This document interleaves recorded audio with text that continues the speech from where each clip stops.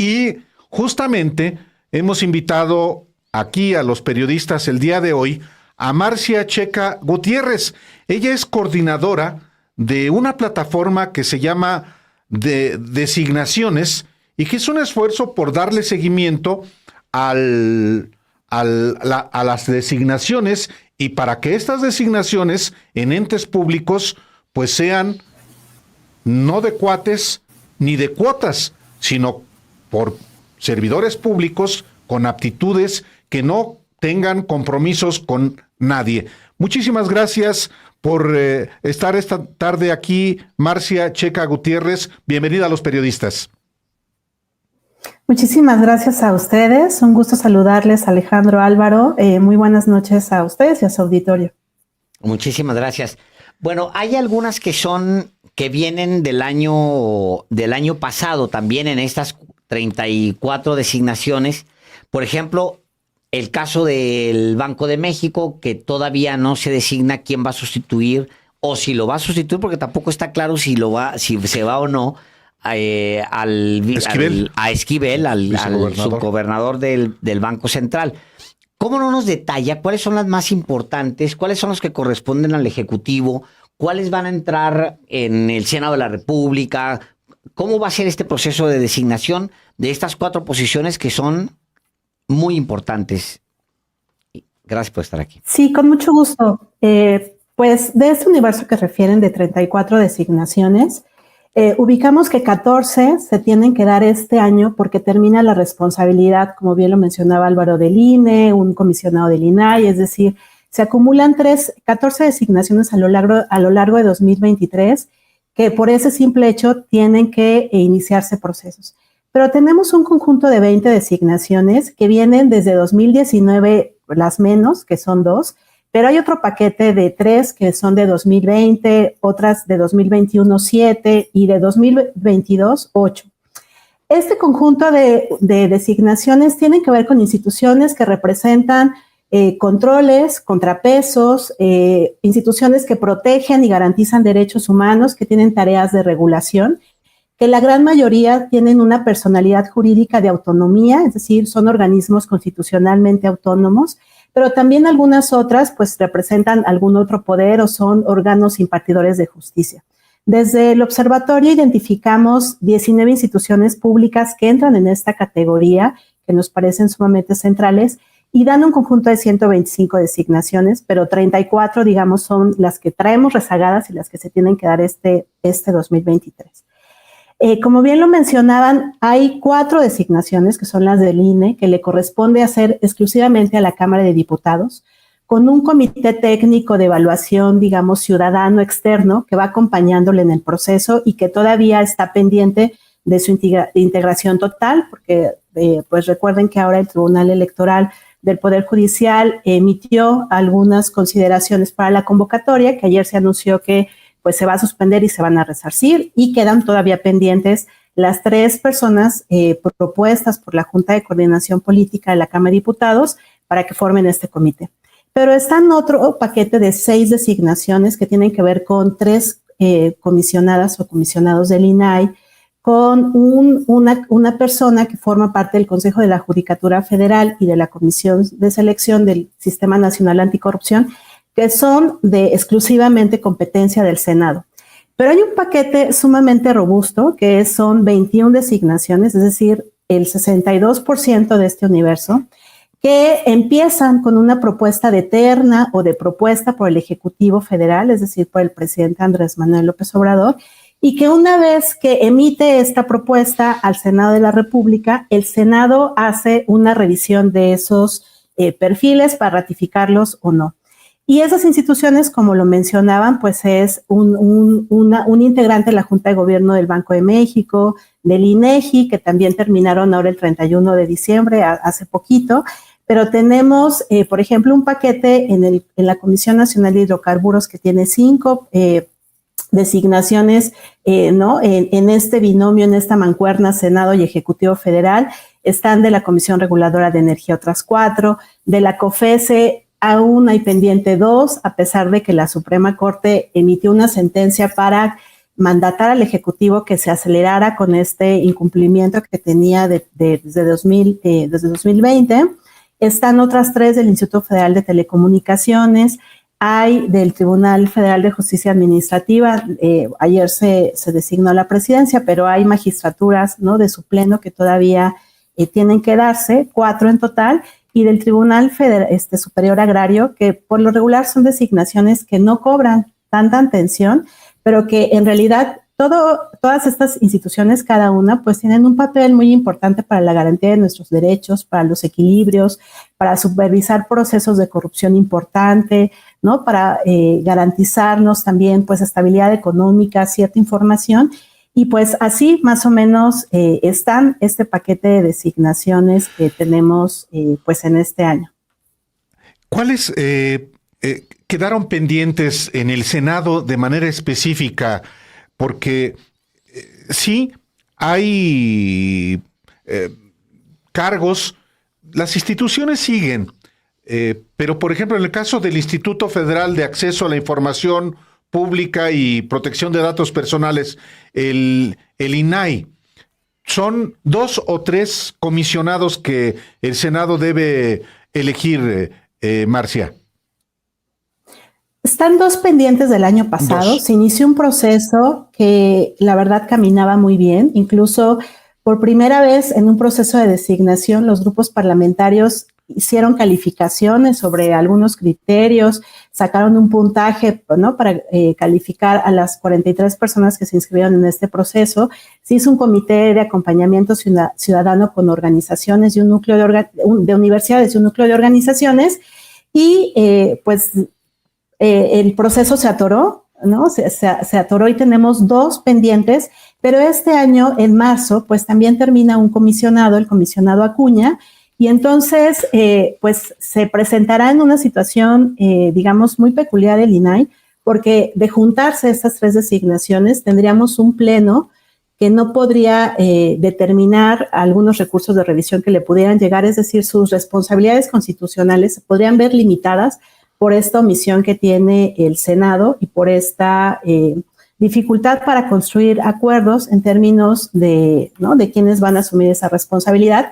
Y en este proceso es especialmente grave porque pues está todo este proceso de calificaciones. Hay una lista de 12 evaluaciones más destacadas, donde en 7 coincide este grupo ciudadano de acompañamiento, ¿no?, que definió el Senado, y las calificaciones que hicieron los propios grupos parlamentarios.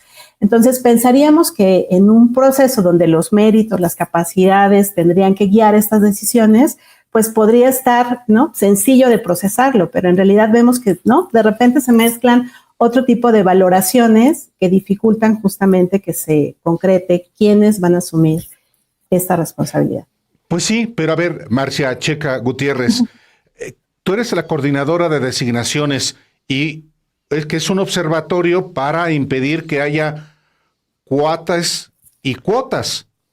Pero resulta que, por ejemplo, en el caso de los aspirantes a comisionados del INAI, hay personajes claramente de una afiliación política, partidaria o facciosa.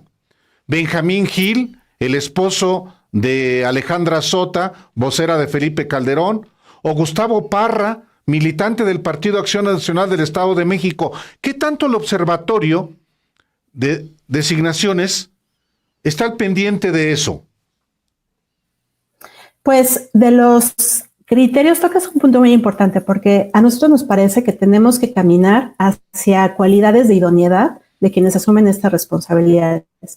Y digamos que la cercanía partidista sería un elemento para, ¿no?, de alguna forma restarles puntos a esas personas, porque al tratarse de organismos constitucionalmente autónomos o que tienen que ejercer ¿no?, la imparcialidad, pues buscamos personas que no estén tan cercanas a grupos fácticos, a grupos de poder, a partidos políticos, al propio Ejecutivo Federal, porque esas relaciones, esos vínculos hacen, cuando llegan estas personas a estas responsabilidades, que entonces procuren esos intereses y no los del pueblo, no los de la sociedad, no para los que están construidas las instituciones. Entonces, un elemento que nosotras impulsamos desde el observatorio es justamente la independencia, ¿no?, de grupos de partidos políticos, del Ejecutivo, de grupos de poder, es decir, lo más independientes que puedan ser estos perfiles. También, digamos, la capacidad, la trayectoria que tienen en esa materia en la que están, digamos, aspirando. Hay estándares que dicen que entre más alta es la responsabilidad, mayores tienen que ser los requisitos. Por eso impulsamos que tienen que establecerse criterios objetivos, que tienen que hacerse evaluaciones públicas para que no sea la cercanía, la lealtad, el respaldo que tengo de un grupo el que me lleva a estar ahí, ¿no? Porque ahora se vuelve un privilegio el que tú puedas estar en una alta responsabilidad y no realmente un proceso en el que las mejores personas con las mejores credenciales, y no solo académicas, sino que no realmente tiene que ver como en una experiencia pensada de otra forma, puedan estar ahí. Incluso vemos que pues los requisitos no están pensados para que todas las personas puedan llegar. En un estado sumamente desigual y con mucha discriminación, pues en realidad está pensado para que no personas de una élite puedan formar parte. Y queremos justamente cambiar esta dinámica, evitar esta captura de las instituciones y que sean los mejores perfiles los que puedan estar ahí porque toman decisiones que nos afectan todos los días a las personas. En el caso del INE, pues es demasiado observado, está demasiado en la opinión pública. La decisión sobre los 4 consejeros no será fácil, pero se va seguramente a tomar esa decisión, no se va a dejar pendiente, pues. En el caso del Banco de México, ya decía hoy mismo Jonathan Heath, decía, pues bueno, hemos tomado decisiones en muchos momentos con menos miembros, pero bueno, se han tomado, no es lo ideal, pero son decisiones que se pueden tomar. En el caso del INAI, ya comentaba usted, Marcia, que va a estar en una situación particular cuando le quitas a 3, entonces va a haber imposibilidad para tomar decisiones colegiadas. Entiendo que así era el tema en el caso del INAI. ¿Qué otras instituciones podrían estar en riesgo de no ser funcionales, sobre todo cuando se tratan en cuerpos colegiados? ¿Qué otras instituciones pudieran estar en riesgo de no poder tomar una decisión simplemente porque puede generarse empates o falta el número para tomar esta determinación? ¿Qué otras ven ustedes en ese riesgo?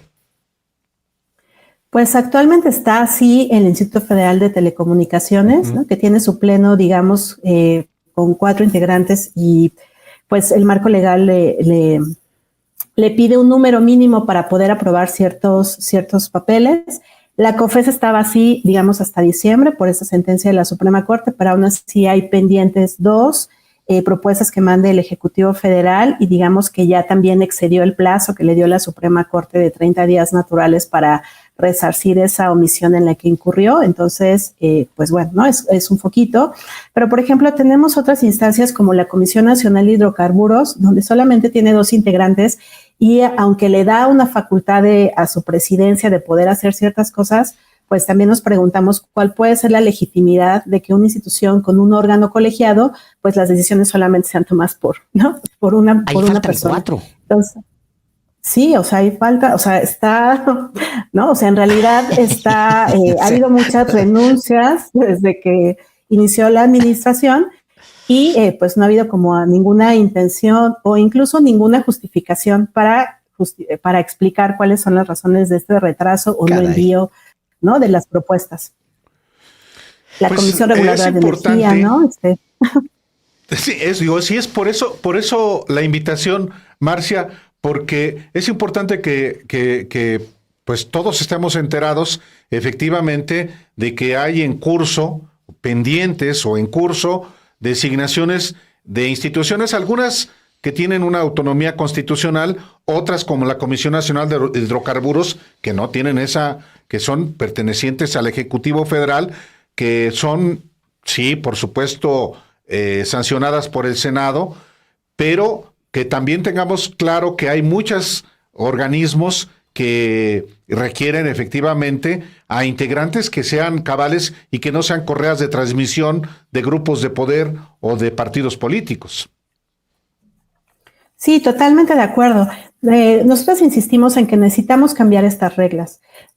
Actualmente los requisitos para acceder a una alta responsabilidad pública son muy laxos y no enfatizan cualidades de idoneidad, como esto que mencionabas de independencia partidista, ¿no? Es decir, no pone ningunos candados en ese sentido. Entonces nos parece que hay que modificar esos requisitos para acceder a esas altas responsabilidades públicas, pero también el proceso, porque se da en medio la gran mayoría de decisiones opacas, discrecionales, muy apresuradas, donde no se justifica, donde ya se deciden desde antes quién es, ¿no? El que tiene o la que tiene el mayor apoyo, y pues nos parece que eso genera muchas consecuencias. Por eso la idea es de establecer criterios objetivos, que sea lo más transparente, que estas deliberaciones y estas justificaciones sean de cara a la sociedad, porque pues acordar en lo oscurito puede ser muy fácil y esa ha sido la práctica cotidiana, pero justamente queremos cambiar esas prácticas para que esas decisiones generen confianza, den legitimidad a las instituciones, pero también vayamos cambiando y transformando estas prácticas de creer que las instituciones son un patrimonio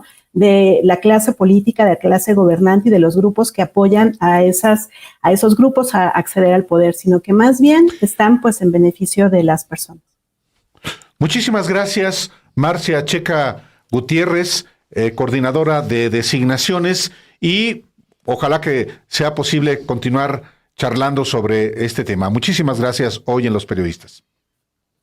Con todo gusto. Muchas gracias por la invitación. Hasta luego. Gracias, Marcia. Buenas noches.